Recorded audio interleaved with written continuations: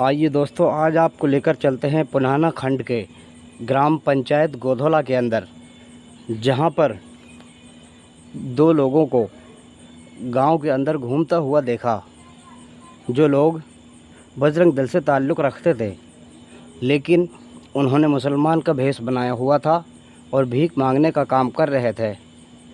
ग्राम वासियों को जब उन पर शक हुआ तो ग्राम वासियों ने उनसे पूछा कि तुम्हारा नाम क्या है और कौन से गांव के हो। तो उन्होंने अपना नाम अली मोहम्मद बताया। एक साथी उनका पकड़ लिया गया और दूसरा बाइक लेकर भागने में कामयाब रहा। लेकिन सवाल ये बनता है और सवाल ये आता है कि ये लोग न जाने किस मकसद से मेवात के अंदर घूम रहे थे। यदि ये भिखारी ही थे तो इनको मुसलमान का भेष बनाना और मुसलमान बनकर भीख मांगना ये कहाँ तक सही है। लेकिन इन लोगों का कुछ और ही मंसूबा था।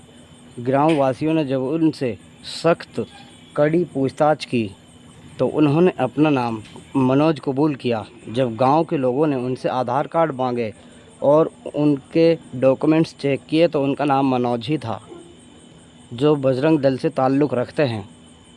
लेकिन जब गांव वासियों ने पत्रकार के मीडिया के एक साथी को बुलाया और जब उनसे बातचीत के दौरान मीडिया के साथी ने उनसे पूछा कि आप जब मनोज हैं तो आप अली मोहम्मद क्यों बन रहे थे, ये क्या कारण था, क्या हिंदुओं को हमारी मेवात में भीख नहीं दी जाती है। तो वह उन पूरे लोगों को, गांव के पूरे लोगों को झूठा साबित करने पर लगा हुआ था और कह रहा था कि मैंने पहले ही मनोज बताया था, जबकि ऐसा नहीं है। उन्होंने काफ़ी देर के बाद ग्राम वासियों ने जब सख्ती से पूछताछ की तब भी वो अली मोहम्मद ही बता रहा था, लेकिन उनका जब आधार कार्ड में देखा गया तो उनका नाम मनोज था। और जब उनकी सोशल मीडिया पर, फेसबुक पर उनकी आईडी चेक की गई तो उनके बहुत सारे फ़ोटो अवैध हथियारों के साथ में मिले। जब ग्राम वासियों ने उनसे पूछा और पत्रकार साथी ने उनसे पूछा कि ये क्या है, तो वो झूठ बोलने लगे और कहने लगे कि मैं कुछ दिन पहले हरिद्वार गया था और वहाँ पर ये बंदूक वैसे ही मैंने लेकर के फ़ोटो कर लिया था। वो यहाँ भी सरासर झूठ बोल रहा था, क्योंकि उनकी बहुत सारी ऐसी पोस्टें थी जो बजरंग दल के लोगों के साथ उनकी पोस्ट अवैध हथियार के साथ में पाई गई। ग्राम वासियों को शक इस वजह से भी उन पर हुआ कि कुछ दिन पहले गांव पुनाना खंड के गांव पटपड़वास और गोधोला के अंदर से कुछ बच्चे अगवा हो गए थे। उसी को लेकर के उन पर शक जाहिर किया गया। जो तुसैनी की तरफ से आ रहे थे, गोधोला गांव में घूम रहे थे। ये दो लोग थे, एक बाइक लेकर भागने में कामयाब रहा और एक को पकड़ लिया गया। उनसे कोई मारपीट, कोई छेड़छाड़ नहीं की गई। यदि इनकी जगह पर कोई मुसलमान होता और किसी हिंदू इलाके में होता तो अब थोड़ी आपके पास खबर आ चुकी होती कि फ़लाने इंसान की मॉब लिंचिंग कर दी गई है। इनका क्या मकसद था और क्या इनका प्लान था, ये तो जांच के बाद ही पता लगेगा। और ये किस मकसद से मेवात के अंदर घूम रहे थे।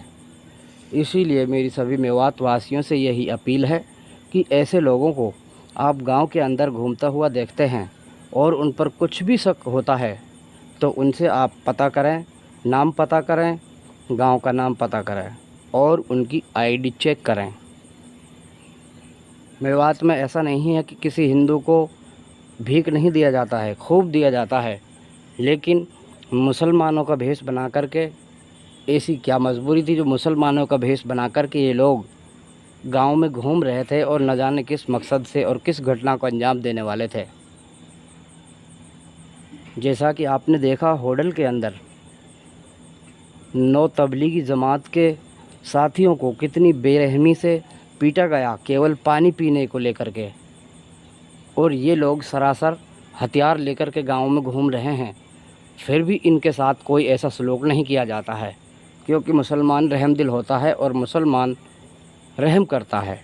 यदि इनकी जगह पर कोई मुसलमान होता तो ये जालिम अब तक उनकी मॉब लिंचिंग पीट कर देते। इसीलिए ऐसे लोगों से सावधान रहें, सुरक्षित रहें, और किसी भी ऐसे इंसान पर शक होता है तो उसकी पूरी जांच पड़ताल करें।